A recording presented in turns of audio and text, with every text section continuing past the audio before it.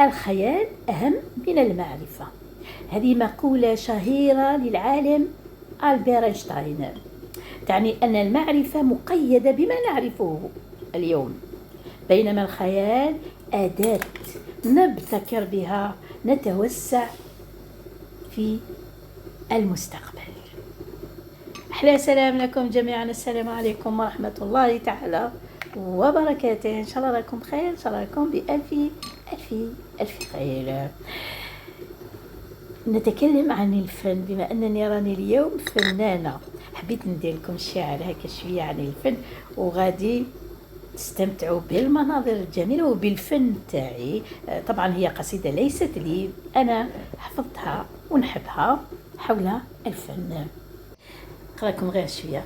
يا صانع الألوان من نبض المدى، لوحة تحكي وبوح يرتدى، بالفرشاة تخلق للجمال ملامحا، وتذيب في الأوراق كل تنهدا، فالرسم لحن صامت في طيه، عالم من سحر الخيال تجددا. أجدد لكم التحية والسلام لكم جميعا، السلام عليكم ورحمة الله تعالى وبركاته. إن شاء الله راكم بخير وبألف خير. اللهم صل وسلم وبارك على شفيع الأمة يوم القيامة، إن شاء الله يشفع فينا جميعا. تابعوا الفيديو حتى النهاية، ما تنسوش الاشتراك في القناة وتدعيمها. اليوم ركزت لكم على الفن، والفن له أهله، أنا أهله. إذا واش ندير اليوم؟ دائما فيما يتعلق وما نزين به نباتاتنا. أنا اخترت لكم اليوم وسيلة بسيطة جدا نزين بها نباتاتي، وأيضا مفيدة. نطلب منكم ما ترميوهاش إذا شريتوها. الجوز، قوقعة الجوز لاكوكي هذه مفيدة جدا كي تاكلوا الجوز. أكيد الباقي القوقعة هذيك حاولوا تكسروها وديروها في إسيساتكم باش لأنها غنية جدا بالكالسيوم، بالفوسفور، بالمعادن. هذه المعادن تفيد النباتات، كل ما نسقيها تتحرر منها وتفيد نباتاتنا. أيضا راني فنانة اليوم، قلت لكم الفن له أهله، خيالي واسع، وبما أن الخيال من المعرفة، إذا تعالوا معي باش نقوم برسم هام جدا لأشكال هندسية نزينوا بها نباتاتنا. أنا اخترت لكم اليوم لاكوكسينال، بما أنها الحشرة الهامة المفيدة في البيئة. كما راكم تشوفوا غادي نلون تلك القوقعة لاكوكي تاع الجوز ونصنع منها حشرة جميلة جدا. هي حمراء بألوان مرقطة بالأسود، فقط ما عنديش قرون استشعار نديرها لها، لكن المهم اني الشكل قريب شويه. راني رسامه في بدايه المرحله، ما عندي خيال ولكن ما عنديش اتقان، ما عنديش معرفه، معليش راني نصنع هذه الحشره المفيده. حبيت نتكلم أيضا حول هذه الحشرة وأهميتها في البيئة ما يتعلق بالمحاربة البيولوجية. أنها حشرة مسؤولة، هي اللي تأكل يرقات البيوض ويرقات الأزقة لبيسخون ويرقات المن. حشرة المن خطيرة جدا على المزروعات، تسبب موت المزروعات وإتلاف المحصول الزراعي.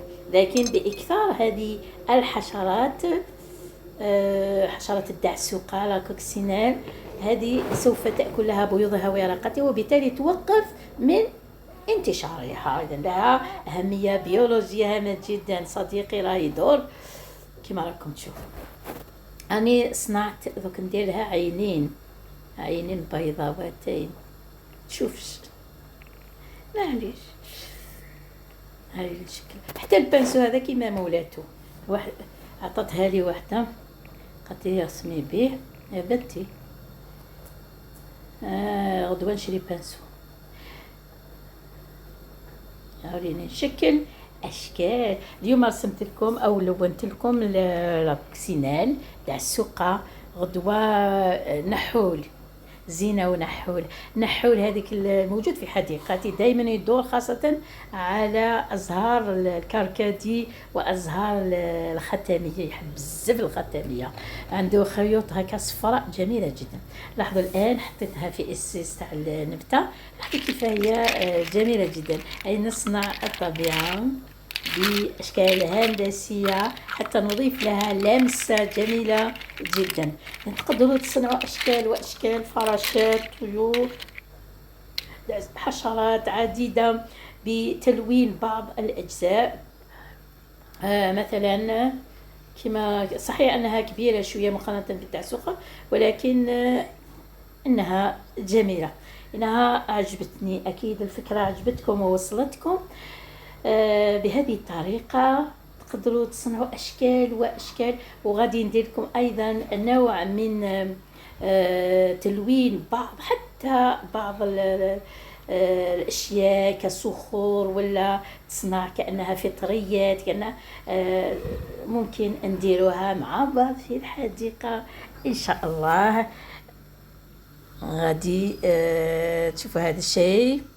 هذه الحشرة إذا النافعة سوف أشكالها مفيدة جدا، خاصة نحاولوا أشخاص اللي عندهم مكاتب، اللي عندهم في المدارس في التعليم، نحفزوا التلاميذ على أشغال يدوية. غرس نبتة نطلبوا، أنا كنت نطلب من التلاميذ غرسوا أي نبتة تصيبوها، عدس، حمص، ولا تجيبوها للمخبر باش يكون المخبر أخضر، وهو أيضا يدخل في الأعمال الموجهة.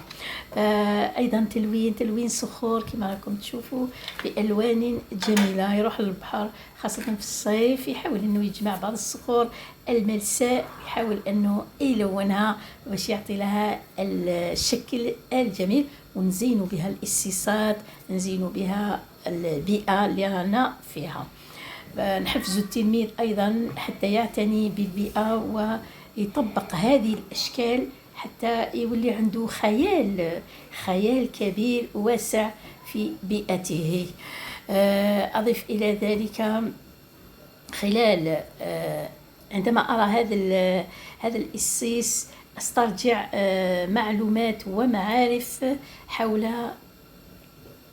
المنظر الطبيعي، وهي دروس يدرسها التلميذ في السنة الثالثة من التعليم المتوسط. عناصر المنظر تدخل فيه الكائنات الحية، إذا الإسس فيه نباتات، فيه تربة، فيه صخور، فيه كائنات حية. فهنا يعني المنظر الطبيعي فيه العناصر الأساسية في الحياة في البيئة بصفة عامة. وعندي فيديو هام جدا سوف نسلط عليه الضوء في الأيام القادمة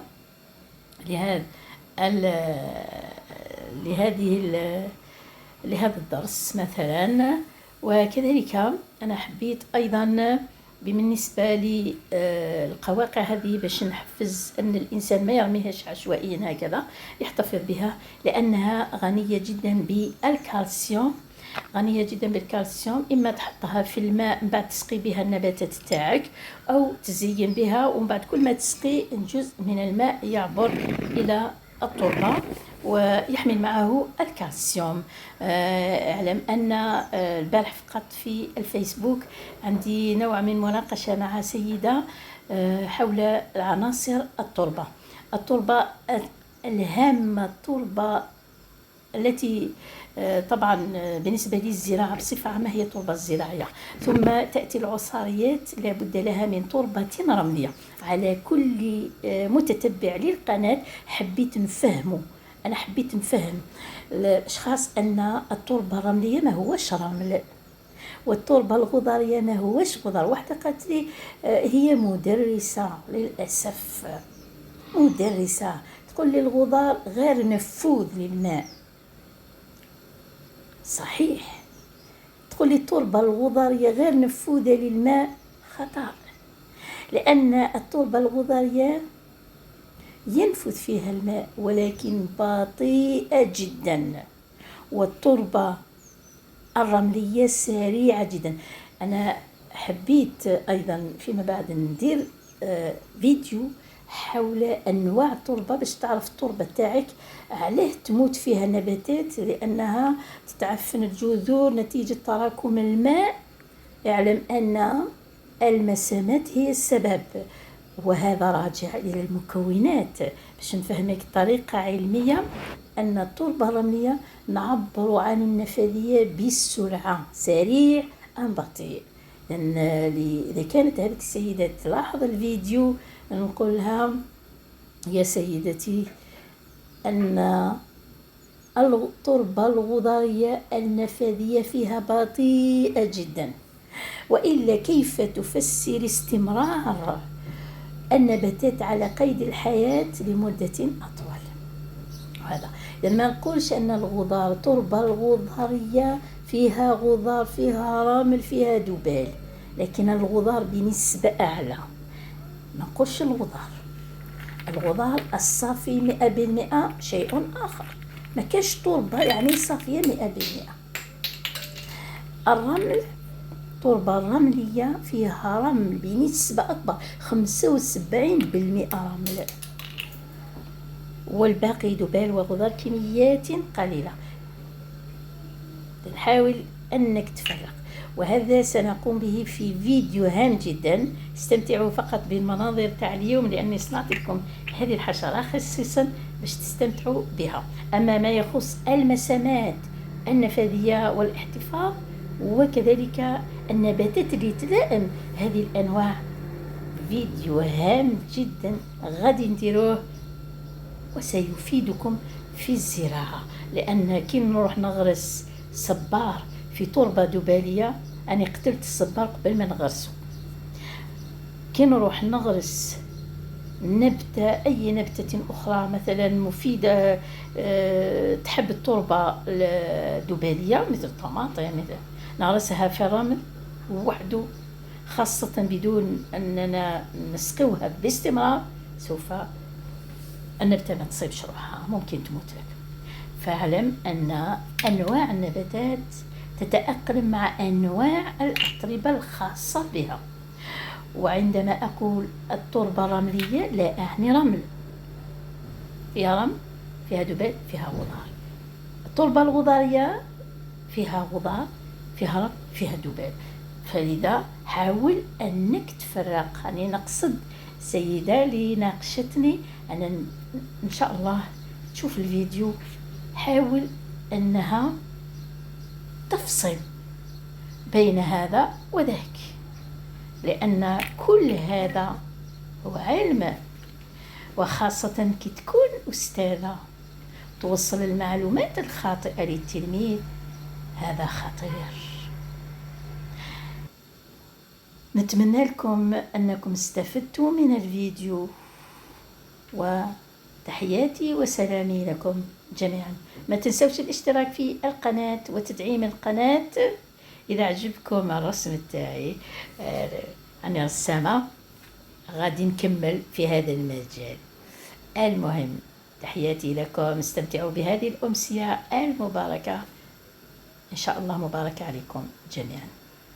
أشكركم جميعا.